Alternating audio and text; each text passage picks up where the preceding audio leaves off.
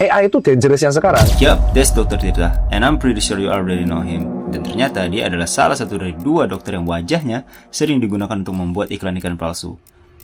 But the question is, how? Jadi videonya dokter itu diedit seolah-olah promosi obat pelangsing, madu, dan judi. Iya, bener. Dan itu ada aplikasinya. Benar sekali, ada aplikasinya, terutama aplikasi-aplikasi yang terintegrasi dengan AI. Contohnya seperti Eleven Labs, itu bisa replicate suara orang, siapapun suaranya tinggal masukin datanya dan jadi. Adapun untuk video, itu bisa pakai HiGen, jadi bisa generate wajah orang seperti yang kita mau. Dan aku udah pernah gunakan itu waktu dulu untuk video PKKMB ku, karena pas waktu itu aku sakit. Halo, nama saya Jay, calon mahasiswa UNUSA Fakultas Ekonomi Bisnis dan Teknologi Digital Prodi S1 Sistem Informasi. Dan diiklankannya bukan di Instagram, FB.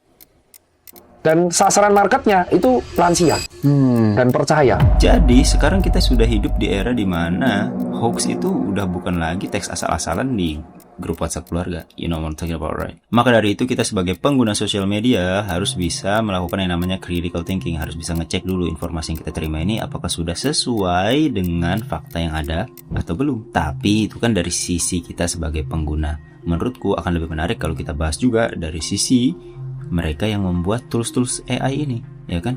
Kayak dimulai dari AI ini apa sih sebenarnya? Siapa sih yang bikin? Terus skill apa aja sih yang harus dipunya untuk bisa buat AI? Dan apakah ada etika-etika yang harus dipatuhi oleh seseorang kalau dia mau membuat AI? Menarik kan? Kita bahas.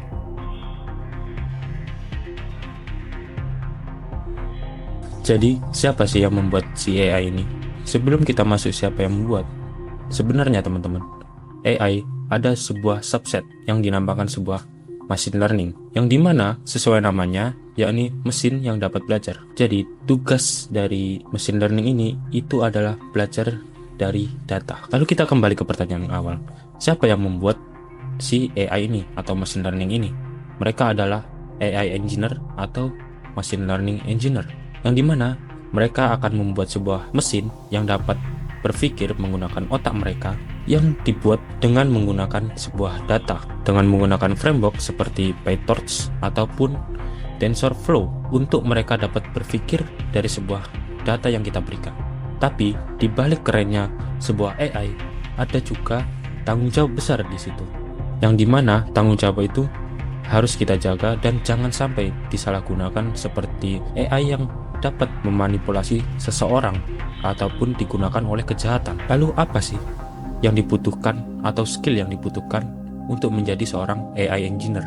Ada 3 komponen utama ataupun 3 skill yang harus kita kuasai. Yang pertama yaitu matematika, mulai dari probabilitas ataupun statistika, dan juga sebuah matematika yang dibilang sangat sulit yaitu kalkulus untuk kita pelajari sebagai fundamental untuk memperhitungkan sebuah data tersebut. Lalu yang kedua yakni adalah bahasa pemrograman. Ya, kita tidak bisa lari dari sebuah coding, yang dimana kita harus memberikan suatu instruksi untuk komputer, yaitu menggunakan bahasa pemrograman seperti Python, R, dan lain-lain. Lalu yang terakhir ataupun yang ketiga yakni adalah sebuah data. Jadi kita nggak bisa mengabaikan data apa yang kita masukkan kepada si AI itu. Jadi kita harus mengerti data apa yang dibutuhkan si AI ataupun si model yang kita buat untuk memastikan bahwa si AI ini itu bekerja sesuai keinginan kita ataupun layak dikatakan sebagai AI. Namun dari ketiga itu semua ada juga yang namanya tanggung jawab, yang dimana kita juga tidak bisa mengambil seenaknya data seseorang lalu kita gunakan sebagai pemodelan AI, yang dimana itu akan melanggar privasi seseorang. Tadi udah dijelaskan perihal kompetensi apa saja yang diperlukan untuk membuat AI. Sebelum kita masuk lebih dalam lagi, ada juga sebuah organisasi yang mengatur si pembuat AI itu sendiri. Setidaknya ada 3 organisasi yang besar dan menjadi tulang punggung daripada si pembuat AI itu sendiri. Yang pertama ada ACM, Association for Computing Machinery. Organisasi ini adalah organisasi yang paling tua yang ada di dunia, dibentuk pada tahun 1987.